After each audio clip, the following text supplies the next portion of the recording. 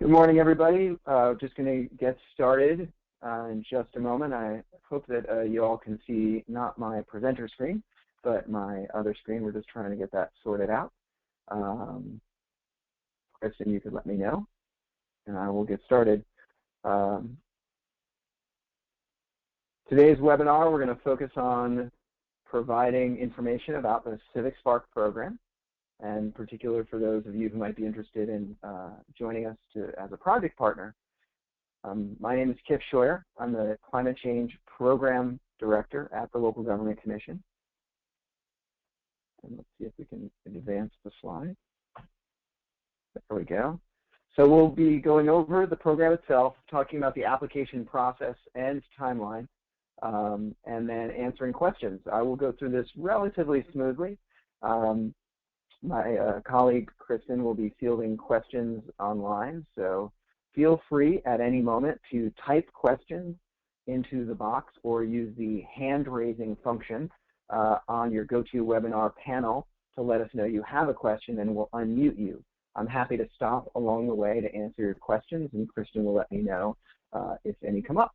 But we'll also reserve time at the end to take your questions, both written and if you want to ask them directly. We'd be happy to take questions at a large level, and also if you have specific project ideas you wanted to throw out there for some questions, we're happy to do that as well.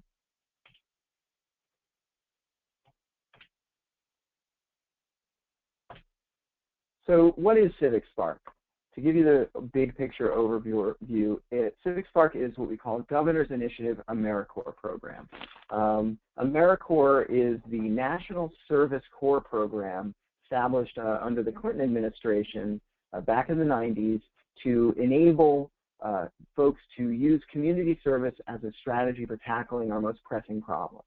Currently, about 75,000 AmeriCorps members serve per year around the country on a wide variety of topics. Every program is a little bit different. Ours focuses on building capacity for local governments to address climate change. The program came out of conversations that were held by the governor's office in concert with California volunteers, the State AmeriCorps Commission, about what the governor would like to see as a priority area for national service in California. And the governor's office worked with the Local Government Commission to explore this topic, to talk with local governments over a year-long planning process, and CivicSpark is the program that was born from that. This past year, the 2014-15 service year, was our first year. The general program design is to place clusters of AmeriCorps members, what we're calling climate readiness teams, in 9 regional hubs. We have 48 members a year who are overseen by 9 regional supervisors who work in sort of the regional areas of our 9 regional partners, and then there's statewide staff such as myself and Kristen Brubaker, who's on the line.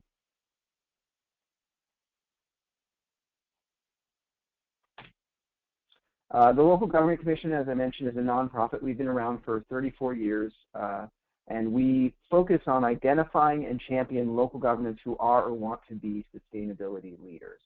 We work with elected officials, staff, and community members, but our goal is always to focus on the local government as a unit of change for sustainability issues. We work in water, health, climate change, energy, and community design. We serve as the overall program manager for CivicSpark, and that means we do the infrastructure, the recruiting, hiring, and member support. We link local governments to that member support, coordinate training, and ensure that our larger performance goals are met. We're also fortunate to be partnered on this program with the Governor's Office of Planning and Research, and they've been an exceptional partner in both the program design and the implementation phase, because as I mentioned, supporting local governments and their capacity to respond to climate change is a priority of the governor, and we've been empowered to work with his staff to realize that through this program. And really, it's a two-way street in terms of the relationship of this program to the governor's office. We tap into the governor's office for technical information, access to resources, feedback on some of the projects that we're doing. We also provide them with a lot of information about what's going on in the ground. So each project serves as a touchstone to understand what the needs are, what the opportunities are, and how folks are making change in local government around California. So for those of you who are not familiar, the Governor's Office of Planning and Research is the key planning agency for the state and serves as a liaison to local government. They will be working closely with us throughout the program, and we're hopeful to just broaden that relationship year over year. We also have a number of other program partners that are worth describing here because they give you some sense of how the program works and who we work with. So there is the Corporation for National Community Service. This is the federal agency that manages all AmeriCorps programs, in fact, all service programs for the federal government. In California, that is the we have a local agency, a state commission called California Volunteers, who we coordinate with locally. We also work with Encore.org. We have a unique program structure in that we're disaggregated throughout the state in 9 regions, and one of the ways we support this is by fielding part-time staff who are Encore fellows. These are seasoned or retired professional project managers who are acting as coordinators and sort of team managers in the region, being an interface to the local governments we're working with and the project partners, and also providing and setting the context for the members from an administrative perspective. And then, of course, our AmeriCorps members. These are college-educated graduates, sometimes with a master's degree, but more than not, recent college graduates who have relevant, ideally, experience in environmental fields. So the bulk of our members are coming out of environmental degree programs like planning and policy. They're also coming to it with potentially field experience, whether through an internship or a part-time job or a thesis project, and a commitment to service.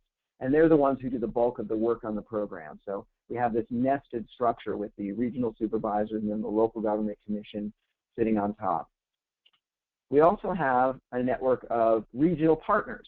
These are our 2014-15 regional partners. And you can see on this map a map of the distribution of projects around the state that we're supporting. And they run the gamut from San Diego on clusters around our regional hubs and our regional partners. But we are also supporting some projects that are occurring a little further afield from those regions because we have either somebody embedded or we're able to do the work remotely. And so you can see from the map and the regions exactly how we broke up the state. But that being said, if there are folks from a region that is not included or is kind of in between one of these regions, we do have the capacity, as I mentioned, to support you through indirect work or remote work, or by embedding a member on site for a year. And we can talk about that with any of you who might be interested. A couple of project examples I wanted to highlight for you all. These are current projects going on around the state. So one of the unique features of CivicSpark is that it was designed as a capacity building program, which means that we're somewhat agnostic, if you will, to the project itself. The project is a vehicle for change.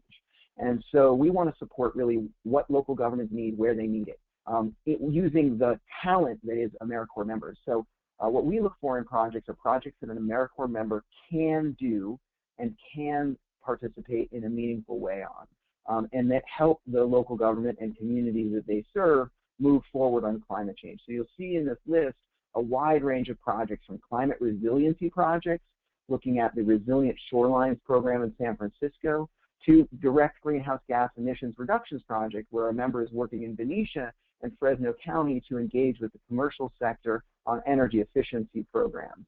We're also doing larger urban greening projects, so looking at urban heat islands in Sacramento, encouraging urban forestry in the San Joaquin Valley, looking at transportation programs. These are obviously very emerging programs around alternative fuels or zero-emission vehicles. We're also looking at these system-wide changes in the LA metro area. And then I want to highlight that we're also able to, because of the program structure, support regional scale projects. And by this I mean projects where there are multiple communities participating, and we may be doing one action, one plan, one program across multiple communities, so we see some economies of scale. So you'll see there is a energy action plan development in the Sierras, working on a transportation engagement program for 3 cities in the San Diego region, and a residential energy permit program for all the local governments. I believe there's 16 in the San Gabriel Valley. So by deploying members to work on a single project that spans multiple jurisdictions or multiple communities, you can see some real benefits.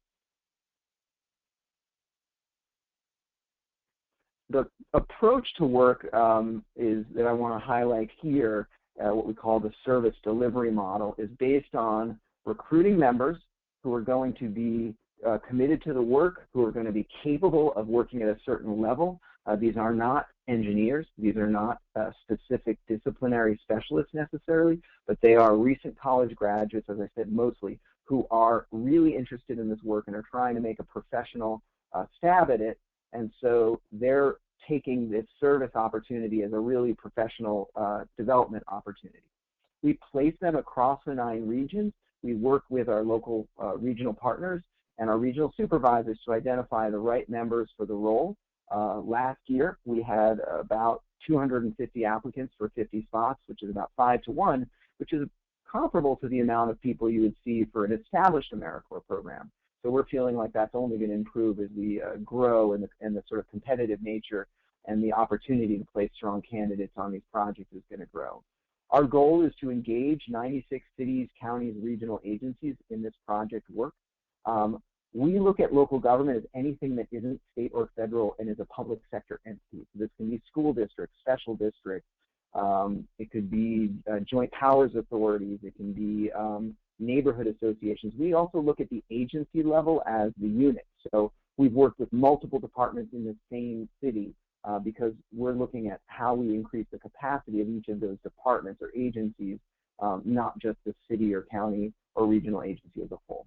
We're working with a lot of association of governments. They make a great site for some of this work, especially when they're engaged in supporting their downstream constituent local governments.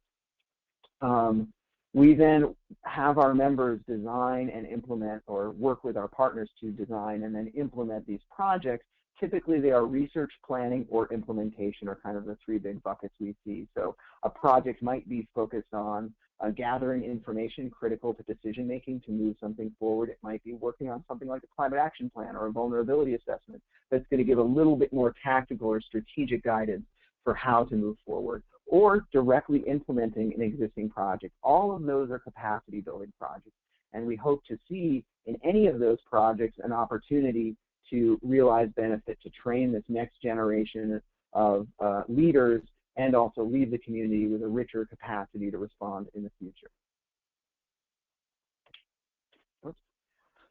As I mentioned, we are agnostic, so to speak, to the project type, but we try and follow a process so that we have and can realize our capacity building goals. So we have a 4-stage intervention, if you will, a structure to the way that we work with partners.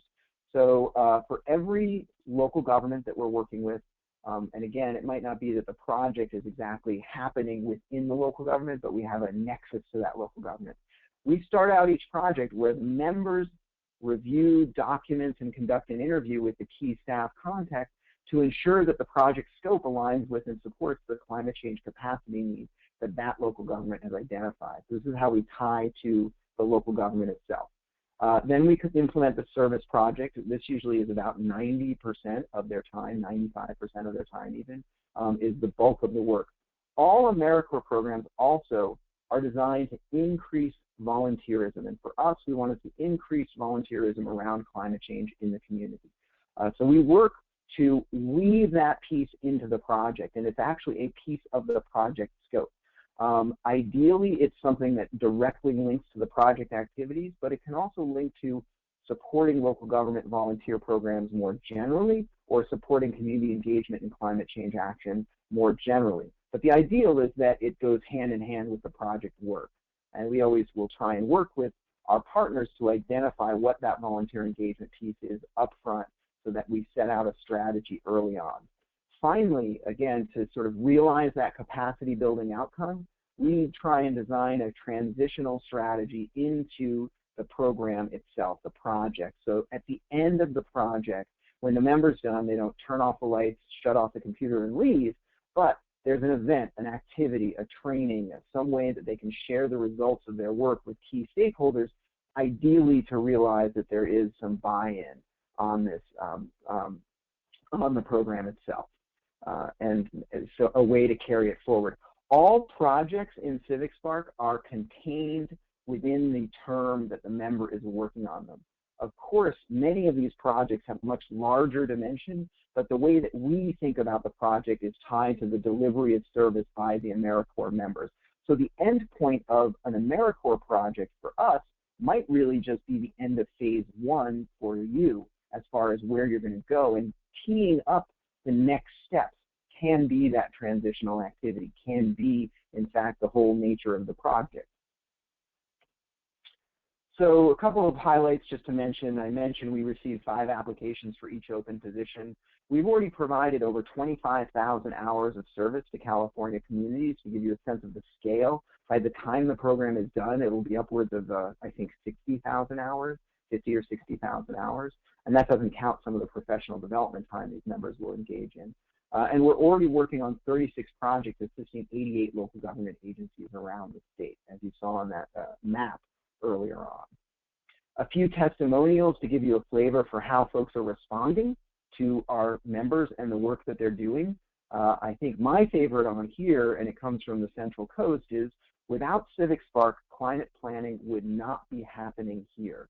This is, for me, the realization of a dream. We are helping to unlock the potential to do work that wouldn't be happening. That's exactly what AmeriCorps is there for. It's giving the members an incredible opportunity and experience to be part of change, and it's fundamentally moving the ball forward.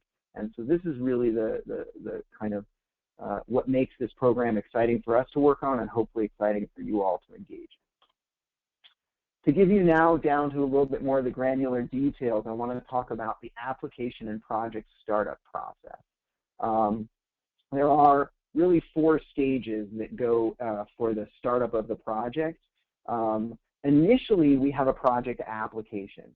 This is a very basic application, and I want to emphasize again here, the project applicant does not need to be a local government. We can partner with an NGO. We can partner with a regional agency who wants to fund a project for a different community, or wants to have something happen out in a different community. The project applicant can be any of those. It cannot be a private sector entity. If that has to come in the form of a sponsorship, and I'll talk about that in a minute. But the applicant can be really anybody who has a project they want to implement. And in that application, you're going to provide basic project details, contact information, but they're also going to provide information about the local government agencies who will be the beneficiary. And again, the project doesn't have to primarily happen inside municipal governments, inside government offices. It can be out in the community working with an NGO, but it has to have a nexus to a local government. And we need to know in the application who that local government is going to be, or governments in some cases. Following the application, usually I'm the one who reads those, reviews them, sets up a call to make sure we understand each of the pieces, and then goes over the next steps. But the next major step, and frankly it's the one that takes the longest time, is to set up a service agreement. I'll be talking about the financial side of this in the next slide, but or in the 2 slides. But this is usually, it's a contract. We're saying we're going to provide so much service. Here's the basic project scope. Here's the hours and costs. Frankly, we have a template we didn't give out. We're happy to work with existing contract templates. We have a set of exhibits that can be folded into them, but that's going to take the longest time, and you want to work backwards in your mind from how long it might take you to get approval for such an agreement, and that's probably going to be the biggest and longest one. Once that's in place, we have an application and a service agreement, the project can begin, and that starts for us with the pre-service capacity survey. This is a very simple survey of climate issues and understanding the community that is completed by the local government staff who are connected to the project. Again, if the project partner who filled out the application is an NGO, they don't fill out the survey, it's the local government staff, so that we tie from the beginning this baseline understanding for the local government to the project. It also allows them to say, what am I trying to get out of this project? We have 3 areas that we look at. Their staff themselves. What are they trying to learn maybe about climate change issues by doing this project? What is the project goal? And that's usually the very specific activity. And then what we call is the diffusion of knowledge goal. Like how are we going to use this to spread the word, enhance the activities of the community, increase capacity? And that really helps us set a baseline.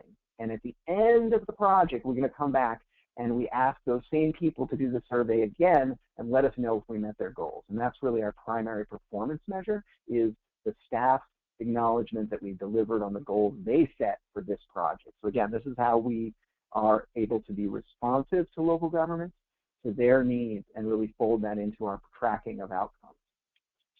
Then the final stage in the startup process is when the members come on board. Up until now, it's been staff engaging and supporting this, but at this point, it's the member who's going to review key documents at a very high level and contact the staff contacts in the local governments, again, it's the local governments, to finalize those goals and define the volunteer and transitional strategies.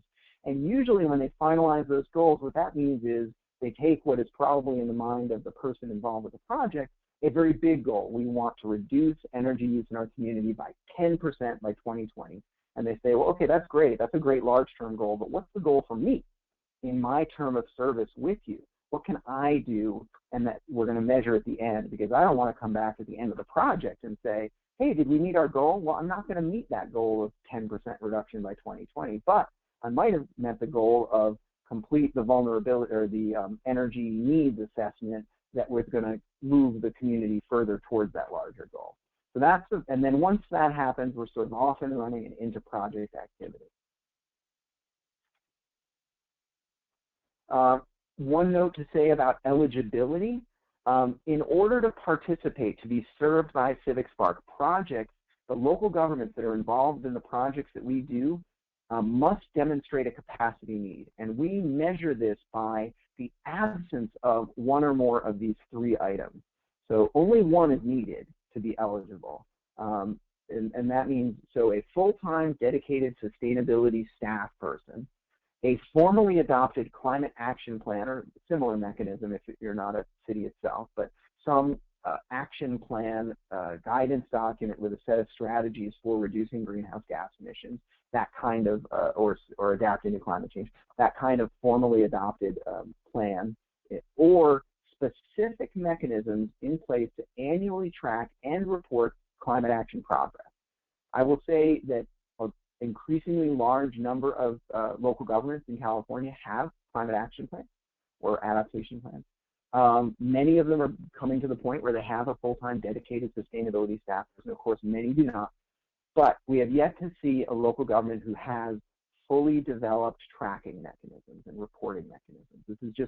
This is the forefront of that capacity. But if you're in a place where you have a question and you think you've got all three of those, or the local government you're going to work with has all three of those, just ask us and we can clarify for you. We have some language in the application that clarifies it, and I'm happy to share that with you. As I mentioned, we haven't yet met a local government, and we work with a lot of them, who is not eligible, but we hope over time that we do, because ideally if someone had all three of those in place, they really shouldn't be using AmeriCorps necessarily to move their work forward. So to now talk about the fiscal contribution side of it. So CivicSpark is funded by the Corporation for National and Community Service through a federal grant, but we're also matched that with partner fiscal contributions. We, as I've said a number of times, we can partner with on a project local governments, NGOs, regional governments, even state agencies. However, the work has to have a local government nexus. And local governments can be the ones who provide the funding, but the funding can come from any of those sources. If the funding is coming from a private source, and we've had some of those, it needs to come in the form of a sponsorship, because as an AmeriCorps program, we cannot directly partner with a private entity or have a project that directly benefits them. And so we work with private entities in a sponsorship basis. But so far, that's been a smaller share of our overall financial contributions. But so for those of you who may have heard a little bit or seen a little bit about the program in the past, this is a little bit different than last year. We did some analysis from last year and looked at the kinds of projects we got, the scale of the project and how they were structured, and from feedback from our project partners, and felt that going to this model that you see in front of you is going to be a lot more effective and meet the needs and actually have more benefit for our project partners. So there's three size options. There's a 3-month project size, a 6-month project size, and then 11 months, which is the full term of service. At each project size, the number of hours that you're guaranteed and the cost per hour, which is what determines the total cost, are set. And you can see that at 3 months, it's based on delivery of 325 hours at $20 an hour as a sort of unit of cost, for a total of $6,500. But what you get with that is, in addition to sort of 325 project hours, you get between 10 and 20 additional project prep hours. This is where the team members spend time before the project to understand the issues or read up or potentially even train up on a particular approach or strategy so that they can come on board better prepared. They do additional training during orientation, but it's really hard to train AmeriCorps members for every specific project type, so we give them a little bandwidth to get going. It also includes some travel-related coverage on our part. So if the member is working remotely, particularly with those 3-month projects, they're likely not to be based on site with you. They can travel to the project site periodically to support the work, and we can cover that. So it's actually less than $20 an hour once you factor all those things in. But when looking at the exact project hours, we sort of describe it that way. When you move up to the 6-month size, this is half a member's term, so we ideally would assign them to 2 projects a year.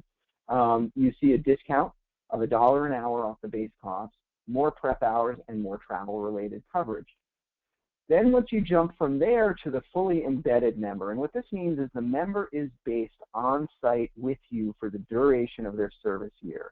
We really saw most of our placements go this route, and frankly, so we wanted to incentivize and recognize this as maybe the preferred way to go and support it more easily. And so what we've set out here is that the costs are a fixed cost of $23,400, which is based on a sort of guaranteed delivery of 1,300 hours at $18 an hour. So that's a 10% discount over the 3-month size.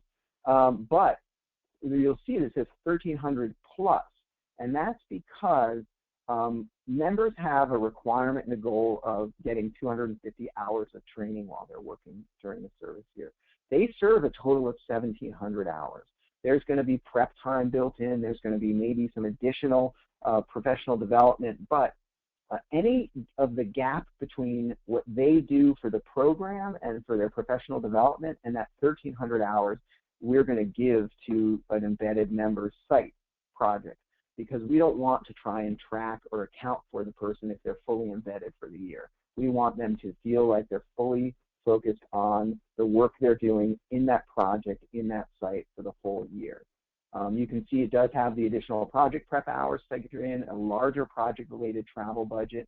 And I note there as a benefit, the embedded placement is a real benefit because you get that long-term ownership of the member and their activities in your site.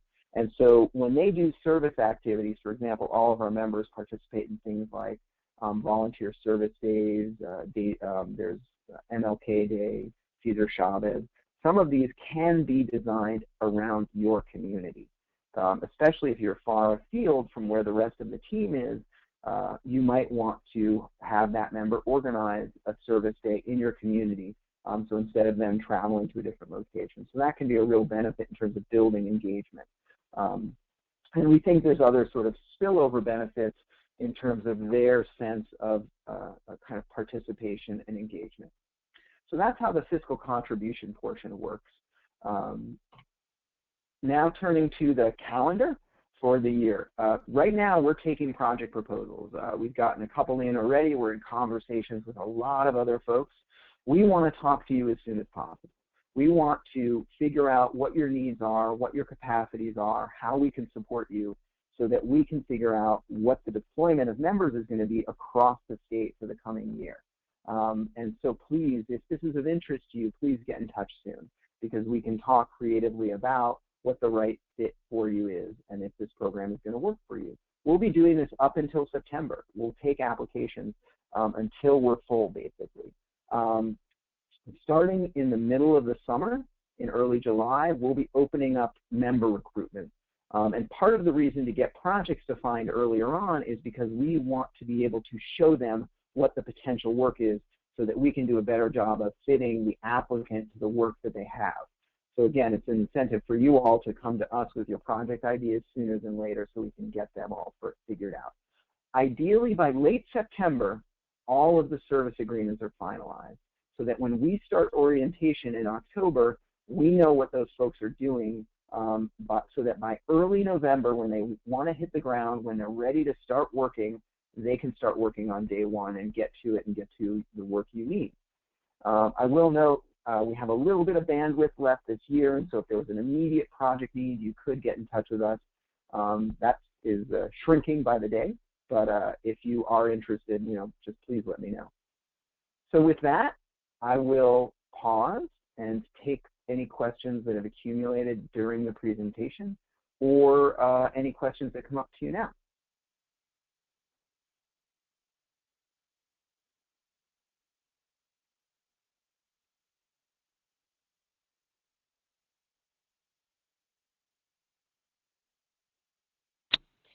Kip, could you quickly answer a question regarding eligibility as to how that eligibility framework works? The bullet points apply to non-local government applicants, so possibly a nonprofit or another partner who might be working closely with a local government. Yeah, let me go to that slide. So eligibility is not does not apply to the project applicant per se. So we're looking at eligibility for where is this project going to occur, or what local governments are we going to be connected to the project, and they have to be eligible. So for example, a nonprofit doesn't need any of those things to have in place.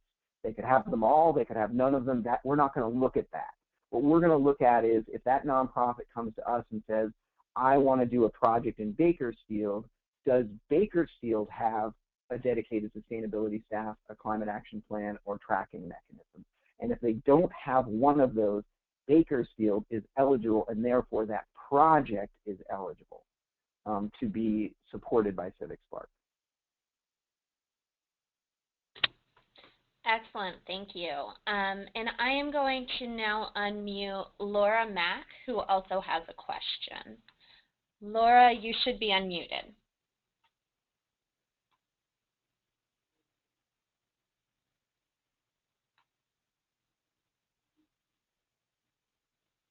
Hello?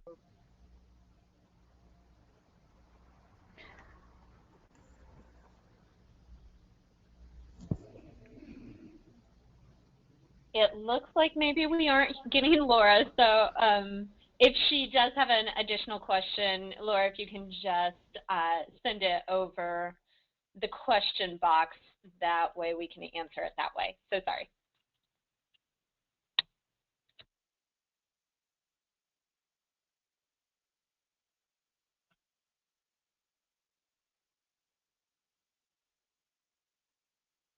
Other questions, Kristen? No other immediate questions at this point of time. If there are any people with questions, please go ahead and type them in or raise your hand and I'll be happy to unmute you.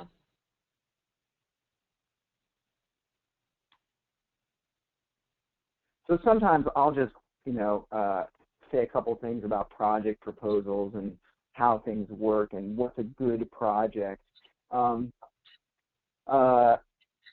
good project for a CivicSpark to work on is going to be one where it has you have the engagement of your leadership and staff to support the project. It's not going to be happening, it's got enough traction in your organization to move forward. These are recent graduates by and large. They're motivated, they're talented. I've seen amazing things happen with them, but they're going to need a certain amount of guidance and support. And so handing them whole cloth a project that has no organizational support is going to be challenging. I would say, more often than not, they like to have projects that have what I call a high-touch component, meaning does the project have a number of stakeholders that they're going to get to interact with for their professional development, or does it get them out into the community at some point on a regular basis? In a number of cases, members are coming to this, not all by any means, but many of them, it might be their first real desk job. and so their first office job. And so having that opportunity to not just plop down at a desk for 8 hours as many of us do can be an interesting experience and help them.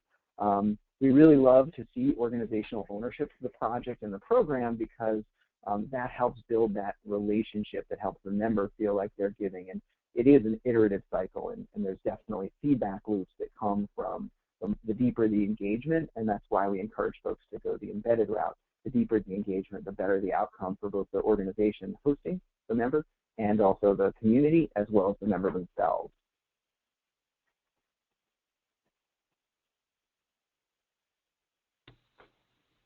Kip, another quick question. I have started the Watsonville Climate Action Network, and I'm looking for support to develop a website, logo, social media pages, etc. However, it is not a nonprofit at this point of time. Would that be an agency that would be eligible? So again, as a project partner, yes.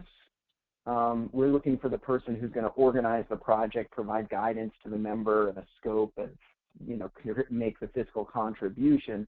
We would need to find a local government, might be the city of Watsonville, or I guess it's Santa Cruz County, who would be connected to the project at the level that we would need it to be, and then we would look at eligibility for that local government in the project. There's probably a council of governments down there.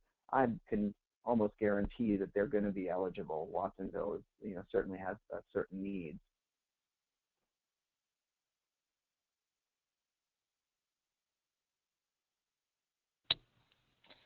Thank you, and no other questions at this point of time. Yeah, we're really trying to make clear the distinction between the project partner and the local governments that we serve. I think last year, frankly, we really just did kind of tunnel vision around the local governments, but sometimes the projects, and many of our projects this year ended up being partnerships with an NGO, partnerships with a state agency who wanted to benefit the community and had a connection to a local government, and those have been great projects. And so if you are interested in this kind of approach and can see a connection between the work you're doing and the local government of the community you're doing it in, I'm sure there's a relationship we can talk about there. So please, feel free to reach out either before or after or during the webinar afterwards. I'll mention if some of you might be thinking about this is something you need to take to folks in your organization. We have been posting recordings of each session of the webinar that we're doing and also putting the slides online. We usually refresh with the latest ones, but if you were to go to our website, civicspark.lgc.org, and look under local government, and then under the resources section, you can find the most recent one, which is I think April 23rd, a recording of this webinar as well as the slides from the webinar.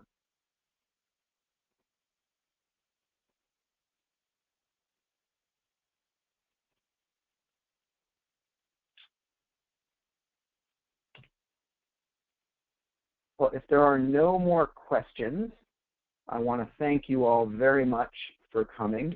Again, encourage you to get in touch with us. Ask us any questions, throw out ideas.